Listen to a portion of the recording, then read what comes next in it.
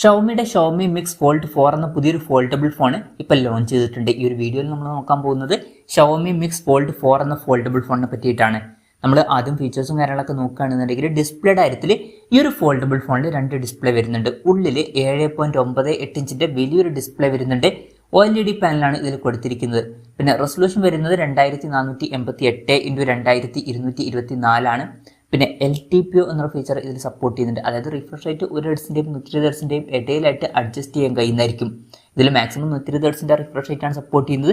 പിന്നെ എടുത്തു പറയേണ്ട ഒരു കാര്യം എന്ന് പറയുന്നത് ഈ ഒരു ഡിസ്പ്ലേ നമുക്ക് ഫോൾഡ് ചെയ്യാൻ പറ്റുന്നതായിരിക്കും. പിന്നെ ഇതിൽ കോഡ് ഡിസ്പ്ലേയും കാര്യങ്ങളൊക്കെ വരുന്നുണ്ട്. ഡോൾബി വിഷന്റെ സപ്പോർട്ട് കൊടുത്തിട്ടുണ്ട്. HDR10+ സപ്പോർട്ടൊക്കെ വരുന്നുണ്ട്. പിന്നെ UTG ഗ്ലാസിന്റെ പ്രൊട്ടക്ഷൻ ആണ് ഇതിൽ കൊടുത്തിരിക്കുന്നത്. ഈ ഒരു ഡിസ്പ്ലേയിൽ പീക്ക് ബ്രൈറ്റ്നസ് വരുന്നത് 3000 നിറ്റ്സ് ആണ്. അതുപോലെ തന്നെ 2160 ഹെർട്സിന്റെ PWM ഡിമ്മിംഗ് എന്നുള്ള ഫീച്ചറും ഇതിൽ സപ്പോർട്ട് ചെയ്യുന്നുണ്ട്. പിന്നെ ഈ ഒരു ഡിസ്പ്ലേ നമ്മൾ ഫോൾഡ് ചെയ്ത് വെച്ചാൽ പുറത്ത് ഒരു ഹാഫിലായിട്ട് 6.56 ഇഞ്ചിന്റെ ഒരു ഫുൾ HD+ ഡിസ്പ്ലേ വരുന്നുണ്ട്. OLED പാനൽ തന്നെയാണ് ഇതിലും കൊടുത്തിരിക്കുന്നത്. ഇതിലും കോഡ് ഡിസ്പ്ലേ ആണ് വരുന്നത്. അതുപോലെ തന്നെ പഞ്ചോൾ ഡിസൈൻ കൊടുത്തിട്ടുണ്ട്. പഞ്ചോൾ വരുന്ന ടോപ്പ് സെൻറ്റർ ഭാഗത്തായിട്ടാണ്. ഈ ഒരു ഡിസ്പ്ലേയിൽ 120 ഹെർട്സിന്റെ റിഫ്രഷ് റേറ്റും കാര്യങ്ങളൊക്കെ സപ്പോർട്ട് ചെയ്യുന്നുണ്ട്. ഈ ഒരു ഡിസ്പ്ലേയിലും ഡോൾബി വിഷന്റെ സപ്പോർട്ടും HDR10+ സപ്പോർട്ടൊക്കെ വരുന്നുണ്ട്. പിന്നെ ഈ ഒരു ഡിസ്പ്ലേയുടെ പീക്ക് ബ്രൈറ്റ്നസ് വരുന്നത് 3000 നിറ്റ്സ് ആണ്. പിന്നെ 2160 ഹെർട്സിന്റെ PWM ഡിമ്മിംഗ് എന്നുള്ള ഫീച്ചറും ഇതിൽ വരുന്നുണ്ട്. അപ്പം ഈ ഒരു ഫോണിൽ അത്യാവശ്യം നല്ല ഡിസ്പ്ലേ ഫീച്ചേഴ്സും കാര്യങ്ങളൊക്കെ വരുന്നുണ്ട് എന്ന് തന്നെ പറയാവുന്നതാണ്. പിന്നെ സൈഡ് മൗണ്ടഡ് ഫിംഗർ പ്രിന്റ് സെൻസറാണ് ഇതിൽ കൊടുത്തിരിക്കുന്നത്. IPX8 റേറ്റിംഗ് ഇതിൽ സപ്പോർട്ട് ചെയ്യുന്നുണ്ട്. ഈ ഒരു ഫോണിന്റെ വെയിറ്റ് വരുന്നത് 226 ഗ്രാം ആണ്. ഇപ്പോൾ ഫോൾഡബിൾ ഫോൺ ആണ് എന്നുള്ള കാര്യം കൺസിഡർ ചെയ്യുമ്പോൾ ബാക്കി ഫോൾഡബിൾ ഫോൺസ് ആയിട്ട് കമ്പയർ ചെയ്യുമ്പോൾ വെയിറ്റ് കമ്പാരിറ്റീവ്ലി കുറവാണ് എന്ന് തന്നെ പറയാവുന്നതാണ്. അതുപോലെ തന്നെ തിക്നെസ് ഫോൾഡ് ചെയ്ത് വെക്കുന്ന സമയത്ത് തന്നെ 9.47 mm മാത്രമേ വരുന്നുള്ളൂ. അപ്പം ഏറ്റവും തിന്നായിട്ടുള്ള ഫോൾഡബിൾ ഫോണാണ് ഇത് എന്നും പറയാവുന്നതാണ്. പിന്നെ ഓപ്പൺ ചെയ്ത് വെക്കുന്ന സമയത്ത് തിക്നെസ് വരുന്നത് 4.59 mm മാത്രമാണ്. അപ്പം വളരെ തിന്നായിട്ടുള്ള ഒരു ഫോൾഡബിൾ ഫോൺ കൂടിയാണ് ഈ ഒരു ഫോൾഡബിൾ ഫോൺ. പിന്നെ പഴയ വെർഷനായിട്ട് കമ്പയർ ചെയ്യുമ്പോൾ 42% സ്ട്രോങ്ങർ ആയിട്ടുള്ള കോമ്പോസിറ്റ് ഫൈബറാണ് ഇതിൽ ഉപയോഗിച്ചിരിക്കുന്നത്. പിന്നെ ഈ ഒരു ഫോണിൻ്റെ ബ്ലാക്ക്, വൈറ്റ്, ബ്ലൂ എന്നീ കളർ വേരിയൻ്റ് ആണ് ഇപ്പോൾ ലോഞ്ച് ചെയ്തിരിക്കുന്നത്. പ്രോസസ്സറിൻ്റെ കാര്യത്തിലോട്ട് വരികയാണെന്നുണ്ടെങ്കിൽ സ്നാപ്ഡ്രാഗൺ 8 Gen 3 എന്ന പ്രോസസ്സർ ഇതിൽ കൊടുത്തിട്ടുണ്ട്. ഇത് സ്നാപ്ഡ്രാഗണിൻ്റെ ഏറ്റവും ലേറ്റസ്റ്റ് ആയിട്ടുള്ള ഫ്ലാഗ്ഷിപ്പ് പ്രോസസ്സറാണ്. ബെസ്റ്റ് ആയിട്ടുള്ള പെർഫോമൻസ് തന്നെ ഇതിൽ ലഭിക്കുന്നതായിരിക്കും. അപ്പം ഫ്ലാഗ്ഷിപ്പ് ലെവലിൽ വരുന്ന പ്രോസസ്സർ തന്നെ ഇതിൽ വരുന്നുണ്ട്. 5G സപ്പോർട്ട് കൊടുത്തിട്ടുണ്ട്. പിന്നെ ബേസ് വേരിയന്റിൽ 12 GB റാമും 256 GB ഇന്റേണലുമാണ് വരുന്നത്. 16 GB റാമും 512 GB ഇന്റേണലുമായിട്ട് വരുന്ന വെർഷനും അതുപോലെ തന്നെ 16 GB റാമും 1 TB ഇന്റേണലുമായിട്ട് വരുന്ന ഒരു വെർഷനും വരുന്നുണ്ട്. LPDDR5Xന്റെ റാമും അതുപോലെ തന്നെ UFS 4.0 സ്റ്റോറേജ് ടൈപ്പും കാര്യങ്ങളൊക്കെ ഇതിൽ കൊടുത്തിട്ടുണ്ട്. ഫോൺ വിട്ടുനീറ്റാതിരിക്കാൻ വേണ്ടിയിട്ട് VC കൂളിംഗ് സിസ്റ്റം ഇതിൽ വരുന്നുണ്ട്. പിന്നെ 2-വേ സാറ്റലൈറ്റ് കമ്മ്യൂണിക്കേഷൻ ഇതിൽ കൊടുത്തിട്ടുണ്ട്. അതായത് നമുക്ക് സാറ്റലൈറ്റ് വഴി കമ്മ്യൂണിക്കേറ്റ് ചെയ്യാവുന്നതാണ്. അതും ഇൻട്രസ്റ്റിംഗ് ആയിട്ടുള്ള ഒരു ഫീച്ചറാണ്. പിന്നെ സ്റ്റീരിയോ സ്പീക്കേഴ്സും കാര്യങ്ങളൊക്കെ ഈ ഫോണിൽ വരുന്നുണ്ട്. ഡോൾബി അറ്റ്മോസിന്റെ സൗണ്ട് ഇതിൽ സപ്പോർട്ട് ചെയ്യുന്നുണ്ട്. Android 14 ബേസ് ആയിട്ടുള്ള HyperOS സോഫ്റ്റ്വെയർ ആണ് ഈ ഫോണിൽ വരുന്നത്.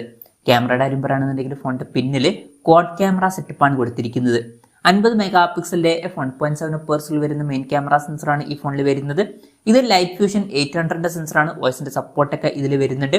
പിന്നെ 12 മെഗാ പിക്സലിന്റെ f2.2 വരുന്ന അൾട്രാ വൈഡ് ആംഗിൾ ലെൻസ് ഇതിൽ കൊടുത്തിട്ടുണ്ട്. 50 മെഗാ പിക്സലിന്റെ f2.0 വരുന്ന ഒരു ടെലിഫോട്ടോ ലെൻസും ഇതിൽ വരുന്നുണ്ട്. ഇതിൽ 2x ഒപ്റ്റിക്കൽ സൂം സപ്പോർട്ട് ചെയ്യുന്നുണ്ട്. പിന്നെ ഇത് കൂടാതെ 50 മെഗാ പിക്സലിന്റെ f2.9 വരുന്ന ഒരു പെരിസ്കോപ്പ് ലെൻസും വരുന്നുണ്ട്. ഇതിൽ 5x ഒപ്റ്റിക്കൽ സൂം സപ്പോർട്ട് ചെയ്യുന്നുണ്ട്. പിന്നെ സെൽഫി ക്യാമറയുടെ കാര്യം പറയുകയാണെന്നുണ്ടെങ്കിൽ 2 ഡിസ്പ്ലേയിലും 20 മെഗാ പിക്സൽ സെൽഫി ക്യാമറ കൊടുത്തിട്ടുണ്ട്. അപ്പം ഓൺ പേപ്പർ അത്യാവശ്യം നല്ല ക്യാമറ സ്പെസിഫിക്കേഷൻ തന്നെ ഇതിൽ വരുന്നുണ്ട് എന്നൊക്കെ പറയാവുന്നതാണ്. പെരിസ്കോപ്പ് ലെൻസ് അടക്കമുള്ള കാര്യങ്ങൾ ഇതിൽ വരുന്നുണ്ട്. ബാറ്ററിയുടെ കാര്യം പറയുകയാണെന്നുണ്ടെങ്കിൽ 5100 mAh ബാറ്ററി ഇതിൽ വരുന്നുണ്ട്. 67 വാട്ടിന്റെ ഫാസ്റ്റ് ചാർജ് സപ്പോർട്ട് ചെയ്യുന്നുണ്ട്. പിന്നെ 50 വാട്ടിന്റെ വയർലെസ് ചാർജിങ് സപ്പോർട്ടും ഇതിൽ വരുന്നുണ്ട്. അതുള്ളൊരു കാര്യം തന്നെയാണ്. Type-C ചാർജിംഗ് പോർട്ടും ഇതിൽ കൊടുത്തിട്ടുണ്ട്. അപ്പോൾ നല്ലൊരു ബാറ്ററി സെറ്റപ്പും ഇതിൽ കൊടുത്തിട്ടുണ്ട് എന്ന് തന്നെ പറയാവുന്നതാണ്. അപ്പം ഇതൊക്കെയാണ് ഫീച്ചേഴ്സിനെ പറ്റി പറയാനുള്ള കാര്യങ്ങൾ. പിന്നെ ഈ ഒരു സ്മാർട്ട് ഫോൺ ഇപ്പം ഇന്ത്യൻ മാർക്കറ്റിൽ ലോഞ്ച് ചെയ്തിട്ടില്ല. ഇപ്പം ചൈനീസ് മാർക്കറ്റിലാണ് ഈ ഫോൺ ലോഞ്ച് ചെയ്തിരിക്കുന്നത്. ചൈനീസ് മാർക്കറ്റിൽ ഈ ഫോൺ ലോഞ്ച് ചെയ്തിരിക്കുന്നത് 8999 യുവാൻ എന്ന പ്രൈസിങ്ങിലാണ്. അതായത് 1,03,600 രൂപ പ്രൈസ് റേഞ്ചിൽ. ഈ ഒരു പ്രൈസ് റേഞ്ചിൽ ഈ പറഞ്ഞിട്ടുള്ള ഫീച്ചേഴ്സ് എങ്ങനെയുണ്ടെന്ന് വെച്ചാൽ വളരെ മികച്ച ഫീച്ചേഴ്സ് ആണ് എന്ന് തന്നെ പറയേണ്ടി വരും. ബെസ്റ്റ് ആയിട്ടുള്ള ഡിസ്പ്ലേ ഫീച്ചേഴ്സും ബെസ്റ്റ് ആയിട്ടുള്ള പ്രോസസ്സറും അതുപോലെ തന്നെ ഓൺ പേപ്പർ മികച്ചൊരു ക്യാമറ സ്പെസിഫിക്കേഷനും നല്ലൊരു ബാറ്ററി സെറ്റപ്പും ഒക്കെ തന്നെ ഇതിൽ വരുന്നുണ്ട്. പിന്നെ ഈ ഒരു ഫോണിന് കോമ്പറ്റീഷൻ ഏതാണെന്ന് വെച്ചാൽ സാംസങ്ങിന്റെ ഇപ്പോഴത്തെ ലോഞ്ച് ചെയ്തിട്ടുള്ള Z Fold 6 ഒക്കെയാണ്. അപ്പം അതിലും നല്ല ഫീച്ചേഴ്സ് വരുന്നുണ്ട്. പക്ഷെ അതിന്റെ വില ഇതിലും കൂടുതലായിട്ട് വരുന്നുണ്ട്. ഇനി ഇന്ത്യൻ മാർക്കറ്റിൽ ഈ ഫോൺ ലോഞ്ച് എന്ന് വെച്ചാൽ ചിലപ്പം ലോഞ്ച് ചെയ്തേക്കാം. ഈ ലോഞ്ച് ചെയ്യുകയാണെന്നുണ്ടെങ്കിലും ഈ ഒരു പ്രൈസിങ്ങിൽ നമുക്ക് എക്സ്പെക്ട് ചെയ്യാൻ പറ്റില്ല. വില കുറച്ചും കൂടി കൂടാൻ ചാൻസ് ഉണ്ട്. ഒരു 1,25,000 30,000 രൂപ പ്രൈസ് റേഞ്ചിലായിട്ട് വരെ ഈ ഫോണിന്റെ വില എത്തിയേക്കാം. എന്തായാലും ഓവറോൾ നോക്കുകയാണെന്നുണ്ടെങ്കിൽ വളരെ മികച്ച ഫീച്ചേഴ്സും കാര്യങ്ങളൊക്കെ ഈ ഫോൾഡബിൾ ഫോണിൽ വരുന്നുണ്ട് എന്ന് തന്നെ പറയാവുന്നതാണ്. സാംസങ് Z Fold 6 ഒരു കോമ്പറ്റീഷൻ ആണോ എന്ന് ചോദിച്ചാൽ നല്ലൊരു കോമ്പറ്റീഷൻ ആയിരിക്കും. പക്ഷേ അത് പറയുമ്പോഴും ശ്രദ്ധിക്കേണ്ട ഒരു കാര്യമുണ്ട്.